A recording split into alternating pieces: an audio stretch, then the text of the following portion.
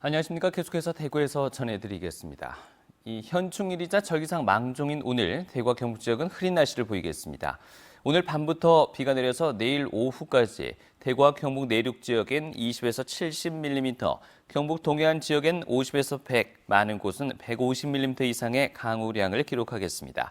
오늘 낮 최고 기온은 대구 32도, 구미 안동 31도, 포항 30도로 덥겠습니다. 내일은 비가 오면서 더위도 한풀 꺾여 대구의 아침 최저 기온 18도, 낮 기온은 24도에 머물겠습니다. 현충일인 오늘 대구와 경북 곳곳에서 추념식이 열리고 있습니다. 이 국가유공자 가족과 대구 지역 기관 단체장들은 오늘 오전 9시에 신암 선열공원을 찾아 순국 선열과 호국 영령의 넋을 기리고 있습니다. 9시 45분부터 앞산 충운탑에서 64회 현충일 추념식이 열리고 오전 10시부터 1분 동안 대구 전역에 민방위 경보 사이렌이 울려 묵념하는 시간을 갖습니다. 국립영천호국원에서도 현충일 추념식이 열려 국가유공자 가족들이 모여 장병들의 숭고한 희생정신을 기립니다. 심각한 하천 수질 오염으로 공금을 들여서 방제 작업까지 했던 울진의 폐광산이 다시 채굴 인가를 받자 반발이 일고 있습니다. 주민들은 하천이 또다시 오염될 우려가 크다며 붕괴하고 있습니다. 한기민 기자가 보도합니다. 울진군 금강송면 쌍전리에 있는 폐광산입니다. 지난 1969년부터 텅스텐과 금, 은 등의 광물을 채굴해오다 1980년대 말에 폐광됐습니다. 하지만 대량의 광물 찌꺼기가 남아있던 적치장의 댐이 붕괴되면서 주민들이 식수로 쓰는 아래 하천이 오염돼 중금속인 비소 농도가 기준치의 10배를 초과했습니다. 이에 따라 한국광해관리공단이 17억 원을 들여 오염물질을 매립하는 등 방제 작업을 벌였고 2년 전에야 사업을 마무리했습니다. 하지만 서울의 한 업체가 채굴권을 사들여 지난 4월 경상북도로부터 채굴 인가를 받자 주민들이 반발하고 나섰습니다.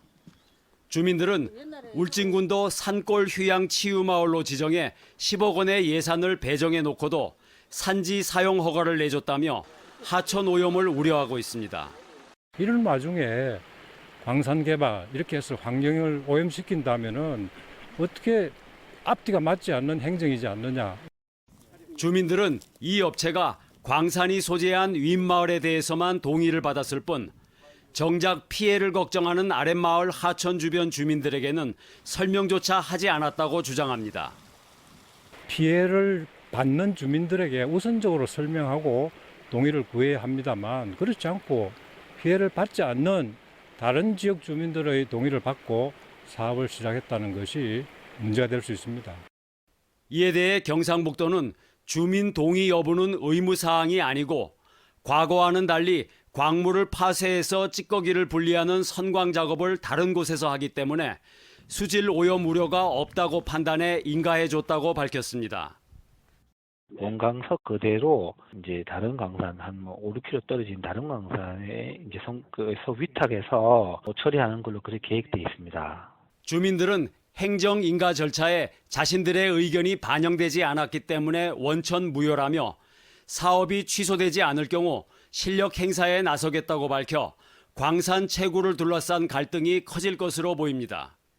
MBC 뉴스 한기민입니다. 불법 의료 폐기물이 전국적으로 문제가 되고 있는 가운데 문경의 한 창고에서도 대량 보관된 사실이 확인됐습니다. 문경시 공평동 한 건물에서 발견된 의료 폐기물은 지난해 10월 처리돼야 할 링거와 붕대, 거즈 등과 함께 감염병에 걸린 사람의 것으로 보이는 격리 의료 폐기물까지 발견됐습니다. 이번에 확인된 불법 의료 폐기물은 120톤 규모로 추정되며 고령군 다산 면민으로 구성된 아림 환경반대추진위원회가 발견해 대구지방환경청에 고발했습니다. 주택값은 오르고 아파트값은 내린 것으로 나타났습니다. 한국감정원에 따르면 지난달 대구 주택 매매 지수는 지난 4월보다 0.06% 올랐습니다. 대구 단독주택 매매 가격은 지난 4월보다 0.48% 올랐고 연립주택도 0.06% 올랐습니다. 반면 아파트 가격은 0.07% 내렸습니다. 재개발, 재건축이 활발한 중구와 개발 호재가 잇따른 서구, 남구가 올랐지만 동구, 달서구, 수성구는 넉 달째 내림세가 이어졌습니다. 이상으로 MBC 뉴스를 마치겠습니다. 고맙습니다.